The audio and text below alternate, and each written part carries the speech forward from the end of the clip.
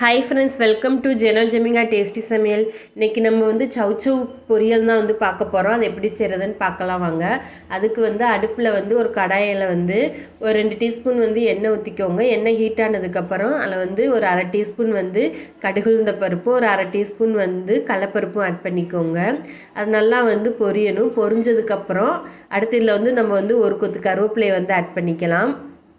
கருவேப்பிலையும் பொரிஞ்சதுக்கப்புறம் ஒரு சின்ன வெங்காயத்தில் வந்து ஒரு 10-15 சின்ன வெங்காயத்தை வந்து குட்டி குட்டியாக கட் பண்ணி அதை இதில் வந்து ஆட் பண்ணிக்கலாம். ஆட் பண்ணிவிட்டு இந்த வெங்காயம் வந்து லைட் ப்ரௌனிஷ் வர வரையும் நல்லா வந்து வதக்கிக்கோங்க.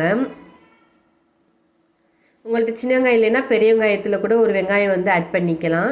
பாருங்கள், வெங்காயம் வந்து நல்லா வந்து ப்ரௌனாக வந்துருச்சு. இப்போ இதில் வந்து ஒரு 1/4 டீஸ்பூன் வந்து பெருங்காயத்தூள் வந்து ஆட் பண்ணிக்கோங்க. பெருங்காயத்தூள் ஆட் பண்ணிவிட்டு சவ் காய் வந்து இதில் வந்து ஆட் பண்ணிடலாம். நான் வந்து இன்றைக்கி ஒரு காய் தான் வந்து ஆட் பண்ணுறேன். அதை நல்லா தோலை வந்து சீவிட்டு வாஷ் பண்ணிவிட்டு நல்லா பொடி பொடியாக வந்து கட் பண்ணி இதில் வந்து ஆட் பண்ணிக்கலாம். எல்லாத்தையும் வந்து ஒரே ஈவனாக வந்து கட் பண்ணிக்கோங்க. அப்போ தான் வந்து டக்குன்னு வெந்து கொடுக்கும்.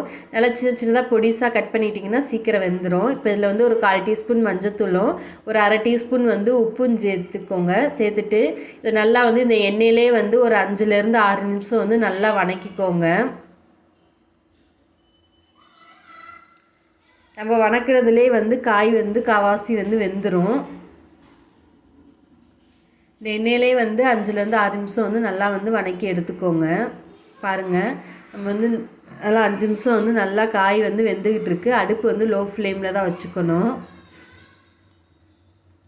வதக்குனதுக்கப்புறம் இப்போ இது நம்ம இதில் வந்து ஒரு டம்ளர் வந்து தண்ணி வந்து ஆட் பண்ணிக்கலாம். இந்த தண்ணியில் வந்து மீதி வந்து காவாசி வந்து நல்லா வெந்துடும்.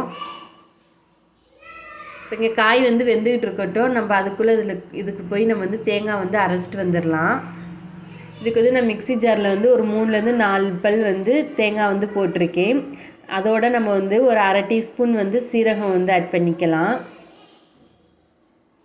அடுத்து வந்து இதில் வந்து காரத்துக்கு வந்து ஒரு பச்சை மிளகாய் வந்து ஆட் பண்ணிக்கலாம். இது வந்து தண்ணியே ஊற்றாமல் நல்லா கொரப்பாக வந்து அரைச்சி எடுத்துக்கலாம். பாருங்கள், இந்த மாதிரி வந்து கொரப்பாக அரைச்சி எடுத்துக்கணும்.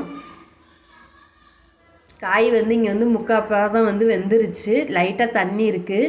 இந்த தண்ணி வத்துற வரையும் வந்து ஒரு 2 நிமிஷம் வந்து நல்லா வதக்கிக்கலாம். அடுப்பை வந்து லோ ஃப்ளேம்லேயே வந்து வச்சுக்கோங்க. தண்ணி வந்து நல்லா வற்றினதுக்கப்புறம் தான் நம்ம வந்து தேங்காய் பூவை வந்து இதில் ஆட் பண்ணணும். பாருங்கள், இப்போ வந்து தேங்காய் பூவை வந்து ஆட் பண்ணிக்கலாம். ஆட் பண்ணிவிட்டு இதை வந்து ஒரு 3 நிமிஷம் வந்து லோ ஃப்ளேம்லேயே வச்சு நல்லா வந்து கிளறி விட்டுக்கோங்க.